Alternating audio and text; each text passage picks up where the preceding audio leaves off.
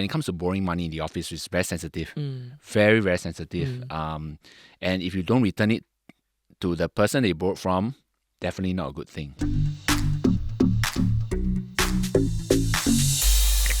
Today's question comes from our listener, Ken. Ken says, I have a colleague who has a tendency to borrow money from people in the office. Sometimes he returns, sometimes he doesn't. This has created a somewhat hostile and awkward working environment between him and other colleagues. At what point should this be escalated to the higher ups? Ooh, Wow. Gerald. I think I'm just thinking Ken cannot lend the money. Okay. Oh. Yeah, but I think we all know, right? Ken cannot lend. Okay. No, cannot. Cannot? Yeah, cannot. I think when it comes to borrowing money in the office, it's very sensitive. Very, very sensitive. And if you don't return it to the person they borrowed from, definitely not a good thing.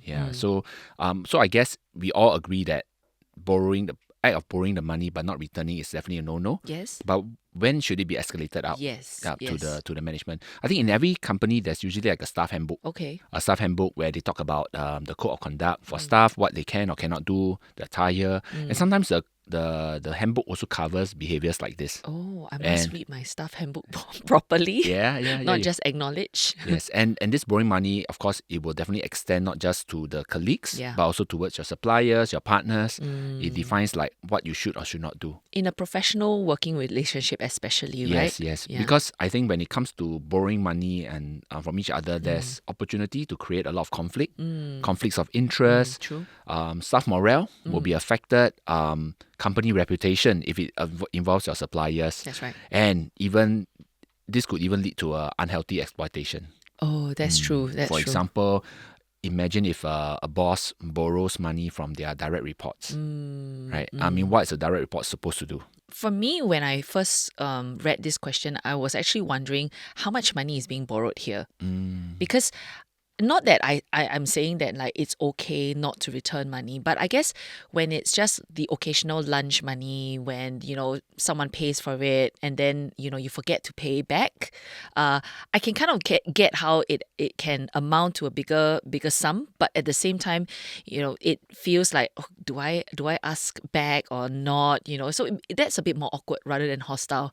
I guess hostile would probably be when they start borrowing large amounts of money, maybe for their own personal use. And I suppose in Ken's case, he's talking about a colleague, and maybe the colleague might, be asking for, money to help tide over a certain situation. Could be.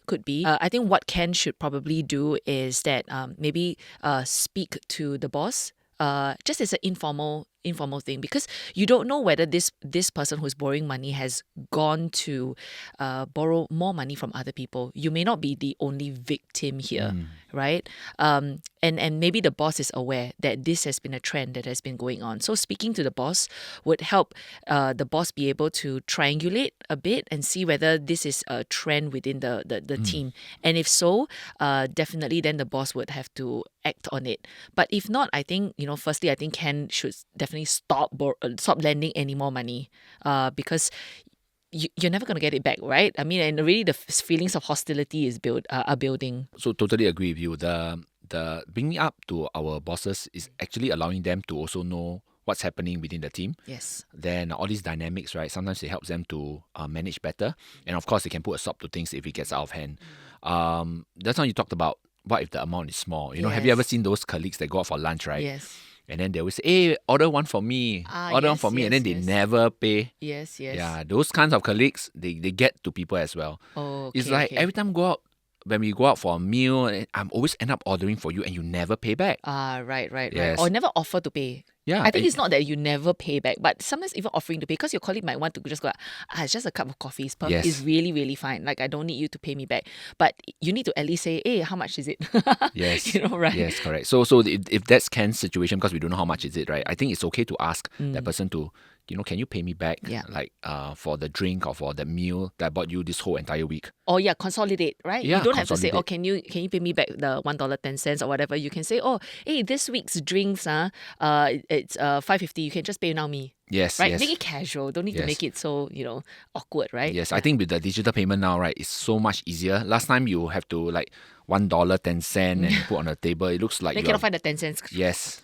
But right now, digital payment, I think it's so much easier to make that ask. And I definitely feel that if today our listeners are in the other side, right? Like you tend to borrow or rather write on other people's purchases and you forget to pay, please just pay your friend. Please pay your colleague, all right? Yeah. And consider going to HR if it gets too much. Yeah, too right? much or too Escalate it regular. up.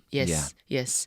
Well, Ken, I hope that our quick little advice here is helpful. I also hope that you will be able to get back some of that money. Make it a casual conversation. You could just throw in like what we say, like hey, return me back the $10 that you brought for me, yeah? So if, like Ken, you find yourself having a work-related question but you don't know who to ask, you can always send it to us. We are at cnapodcasts@mediacorp.com.sg. You can also find us on Spotify, YouTube, or Apple Podcasts. I'm Gerald. And I'm Tiffany. Have a good work week ahead.